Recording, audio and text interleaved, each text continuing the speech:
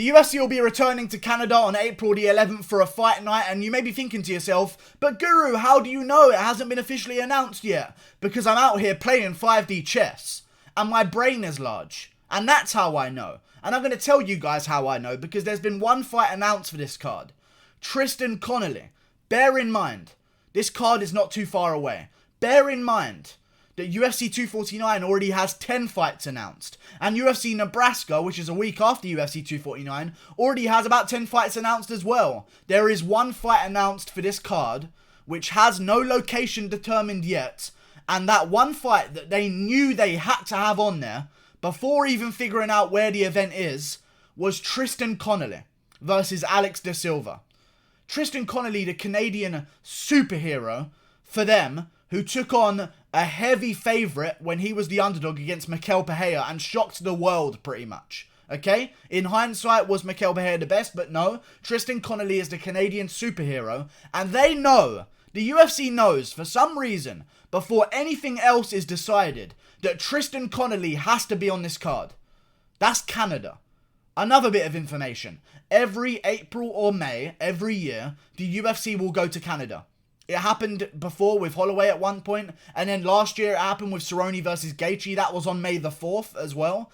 Around this time frame, they get themselves a nice Canadian fight night, and then towards September or November, they then do another Canadian fight night. Okay, it's a very routine system, and if you know me and you've watched the channel for a long enough time, you know I'm a man of trends. Okay, I follow trends very well, and I'm noticing one here. We're going to Canada for a fight night on April the 11th, and here's how the card is going to be laid out.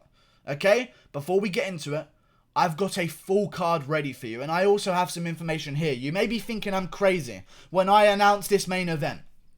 For a fight night, the main event will be Alexander Volkanovski versus Max Holloway 2. Dana White's already confirmed that it's in the works, and it will be announced very soon. Dana White doesn't say a lot about fights. He's very vague, but when he does say things, pay attention to the words that he uses. When he says very soon, he means within the next few months. That's April 11th in Canada because everything else is booked up. What are you going to do? You're going to put Holloway versus Volkanovski at UFC 250 in Brazil? That's not happening. You're going to do Holloway Volkanovski at UFC 251? We don't even know where the fuck that is. We've got April 11th, and I'll tell you this, very soon means very soon with Dana White, okay? He says they'll be announcing something very soon. We're about 8 weeks away from April the 11th in Canada. 9 weeks away. That fight can happen. You know why it makes sense? Because Max Holloway's there. How many fucking times has Max Holloway fought in Canada? UFC 231 against Brian Ortega. He was in Canada. UFC 244? No, it wasn't for 244. Fuck, I fucked it all up. I don't remember what pay-per-view it was, but it was a shit pay-per-view where Max Holloway was taking on Frankie Edgar in Edmonton, Canada. So someone tell me the fucking pay-per-view name there. But it was in Canada as well. Canada loves Max Holloway. Max Holloway says it himself, 10th Island. He's all about that kind of shit. He loves the Canadian fans. He loves fighting in Canada. He's got a real fan base there. They're aware of who he is. He also fought in Canada when he took on Anthony Pettis for the interim featherweight title not too long ago. I'm looking forward to it. Holloway versus Volkanovski is going to be the headliner. And I'll be honest with you guys, there's a reason why it's going to be the headliner of a fight night. Not the most anticipated title fight of all time. Let's be real. The first fight wasn't the most exciting. It was interesting. The rematch, I doubt it's going to do great numbers on a pay-per-view. I'll be honest with you guys. And I feel like when it's on a pay-per-view, it gets kind of overshadowed. I feel like that was something that was wrong with Volkanovski versus Holloway the first time. Because it was overshadowed by Kamaru Usman versus Colby Covington. And that was just kind of like, the co-main event. We're watching this. Okay, well, let's wait for Kamaru Usman versus Colby Covington.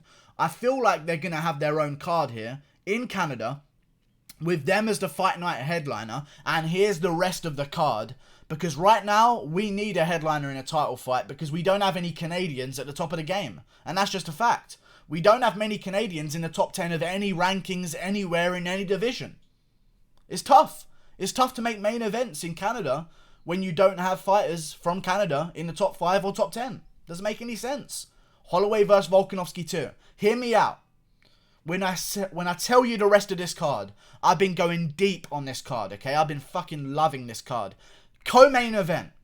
Misha Serganov versus Shogun Rua. I know we're thinking that Shogun Rua is probably going to be on UFC 250, but to be honest with you, logic has told me that Shogun Rua does not fight in Brazil. He does though. But he also doesn't at times. He's not restricting himself to Brazil. And I feel like we can do this fight between Misha Cirkunov and Shogun Rua. And if we don't want to do Misha Cirkunov versus Shogun Rua, we can do Misha Cirkunov versus OSP. That will be a great co-main event as well. And that way we can save Shogun Rua for the UFC 250 card in Brazil. And then everyone wins. Misha Cirkunov versus Ovince Prue. Great fight to have. Feature fight of the main card. Bryce Mitchell versus Hakeem Dawodu. Amazing fight once more. Hakeem Dawodu, a Canadian native. Same thing with Misha Cirkunov. I'm stacking this card with Canadian talent, okay? And great fights. Bryce Mitchell versus Hakeem Dawodu on the feature fight of the main card. The next fight down on the main card, 4 places down, Eric Anders versus Carl Roberson. Nothing to do with Canada, but fun. 5th fight down on the main card, Charles Jourdain. Recent Canadian superstar because he went to South Korea and beat the Korean superboy Do Hoo Choi. Charles Jourdain versus Shane Young. Why Shane Young? Because he trains at City Kickboxing with Alexander Volkanovski. You've got teammates there on the same card. That's interesting. Then you've got Charles Jourdain, of course. Canada loves Charles Jourdain. Coming off a big win. Shane Young's coming off 2 big wins in a row. Charles Jourdain versus Shane Young. A perfect fight. Moving on. Todd Duffy versus Tanner Boser will open up our main card. You've got Todd Duffy, which basically might as well be Canadian, but he was born in the US, I understand. Tanner Boser, Canadian thoroughbred. We've got 2 guys there that are very interesting heavyweights to kick off our main card with a bang.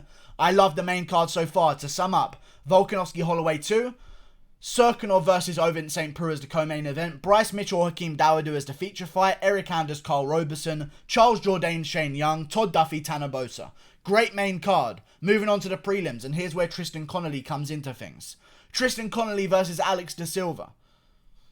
Great headliner of the prelims. Amazing headliner of the prelims. I think Tristan Connolly could be on the main card. I just don't think that Alex Da Silva as an opponent is a main card worthy of opponent. So he's going to get the prelims to himself, and he's going to headline the fuck out of those prelims. Tristan Connolly versus Alex Da Silva. Co-main event of the prelims. Olivier Aubin-Mercier. He's lost 3 in a row. Let's give him one more chance. It's in Canada. Let's see if he can turn things around for himself. And who is he going to face? Someone who recently lost to Jim Miller. Olivier Aubin-Mercier versus Clay Guida. Great co-main event to the prelims. Next fight down the prelims. Gavin Tucker versus Charles Rosa. Gavin Tucker, Canadian native, coming off a big win in the featherweight division. Then you've got Charles Rosa there as well. Mix and match, fun times in the division. I'm looking forward to that fight. I'm acting like these fights are already happening. Opening up the prelims. Gillian Robertson versus Montana De La Rosa. Both girls free. Both girls available. Gillian Robertson, Canadian. Makes so much sense again. Gavin Tucker's Canadian as well. We're stacking it with Canadians, okay? We got to utilize that there's a very niche market. We have no Canadian superstars right now, but we have a bunch of Canadian superstars in the making. What better place to have them made than in Canada on their own fight night? I don't understand why this is so hard to organize. Gillian Robertson versus Montana De La Rosa. For the early prelims, Brad Katona versus Ping Wang Lee. Both guys coming off 2 losses in a row. Let's see who can bounce back. Will Brad Katona redeem himself and his career in his hometown? Great fight. Amazing fight. Moving on. Kyle Prepelec versus Jonathan Pierce. Both guys coming off losses. Kyle Prepelec, Canadian. You get where I'm going here? It's very easy to build cards. Starting off with the very early prelim opener. Amian Zahabi versus Cole Smith. Canadians. They're Canadians everywhere. So I'm talking, I've got a card with me here for a Canada fight night on April the 11th, which is 100% going to happen, where we've got a Canadian native pretty much in Max Holloway as the main event, or the closest thing to it that isn't born in Canada, isn't born in Canada.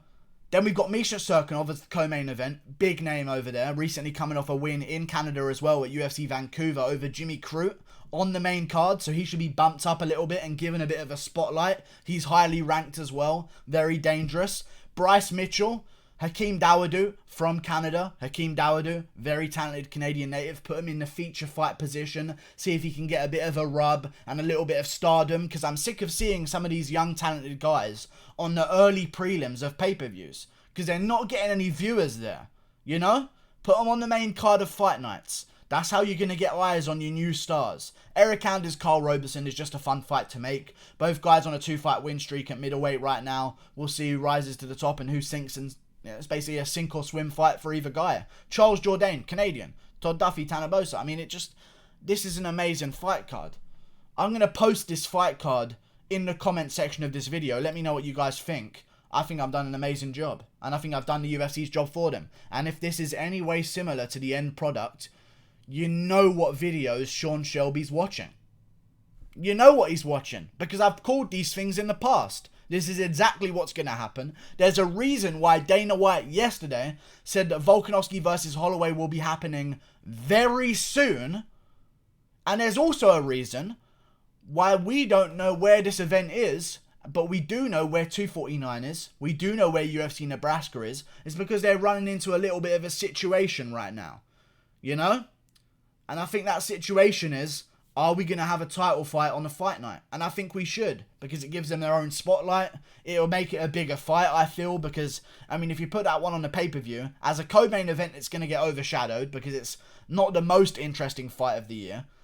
And as a main event, it's not going to do good numbers. Let's put it as a fight night main event. Simple as. Like and subscribe. Thank you for watching. Click that button there. I hope I made some kind of sense. See you later.